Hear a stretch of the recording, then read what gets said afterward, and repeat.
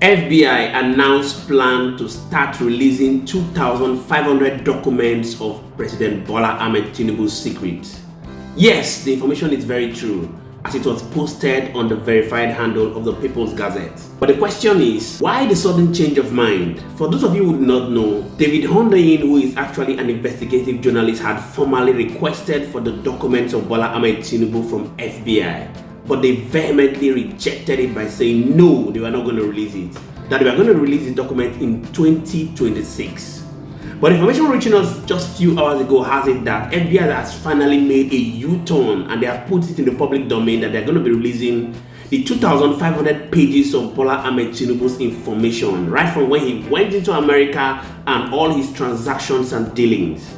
There must be something about this, and I'm going to be unveiling that to you in this video. But before I do that, I'd like you to hear from Justice Anduaka, who was the former Minister of Justice under President Yar'Adua's tenure. He has gone ahead to release some deep truth about the Election Petition Tribunal judgment, which was released just a few days ago. You want to listen to the details. You see, when some people begin to in the public domain, some other people will go ahead to say that you're not a learned colleague, you don't have an understanding of the legal proceedings. But obviously, you would agree with me that Barrister Anduaka is actually easy for him to have risen to the level of being a Minister of Justice. I'd like you to listen to the details for yourself. I wish to draw the attention to the reading of a document, the requirement of a law.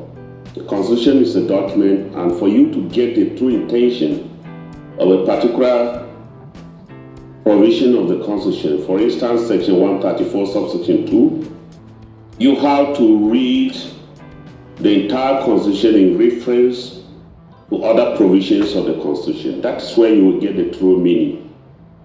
Today, I don't want to specifically talk about Section 134, subsection 2, but to give you other backgrounds, provisions that if you want to construe that provision, you must also have to look at them to give you what you are looking for. First, let's look at the Constitution itself, Section 1 and 2. And Section 1 said Nigeria should be a federation consisting of the state and the federal capital. That is the beginning. Should be a federation consisting of states and federal capital. That and appeared there. If you go back to the sections, Section 3 of the Constitution, it went ahead to list the 36 states of the Federation by name.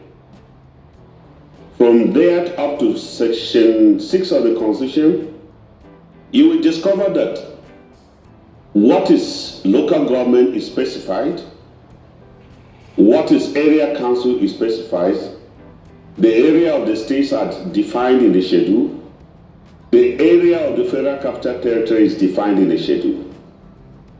So you will know that there's no mix up of what is federal capital or what is state, because they are specifically mentioned, and the rules of interpretation is that what is specifically mentioned in the Constitution or in a document, what is not mentioned is excluded.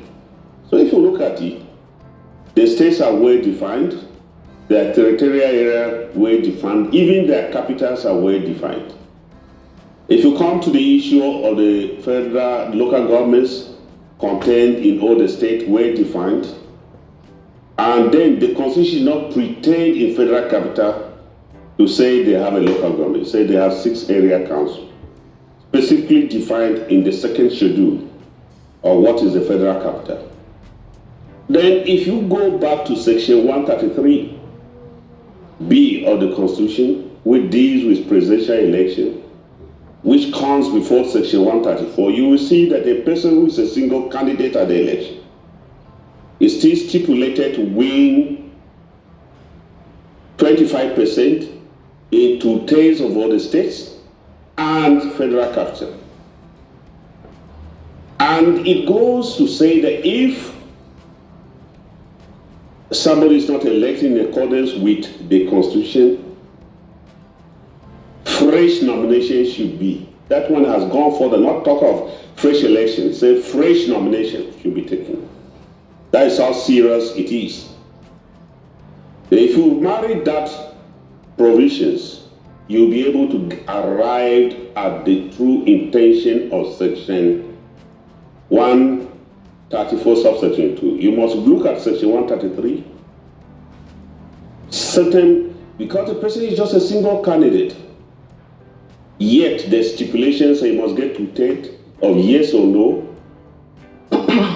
in the 2/3 of the 36 states of the federation and federal capital.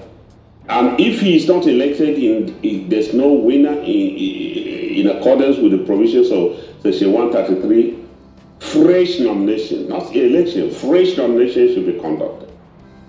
That is the case of a single candidate. So when you come to 134, which deals with multiple candidates, 2 or more candidates, the procedure is almost the same. And came again.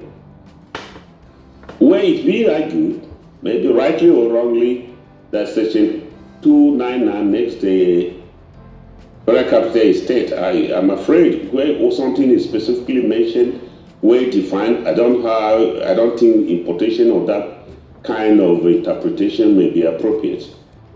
But that is still left to be resolved by the aspect. But assuming you don't look at that, 299, and equate it, you will see the special nature of the federal character, because there is also specified that the president should act as if he's a governor. And therefore, one may be tempted as the federal capital is created, given a special nature. And if you look at it literally, if he's deemed to be a governor, Section 176 of Section 2 of the requirements of winning 2/3 must have applied. But here the Constitution stipulated it should only be 25%. You've seen it for yourself. Now, I believe this is very much self-explanatory. Now, let's jump right into the report as put by the People's Gazette. It says, the record is expected to clear questions about when the Nigerian president first entered the US, under which name he entered, and his encounters with law enforcement agencies ever since then. Now, FBI has gone ahead to say that they are going to be releasing this document in October 2023. And the question is that this time is going to be coinciding with when the Supreme Court will be releasing their final verdict. A lot of questions is actually on the internet. People are asking, why would you decide to release this information now?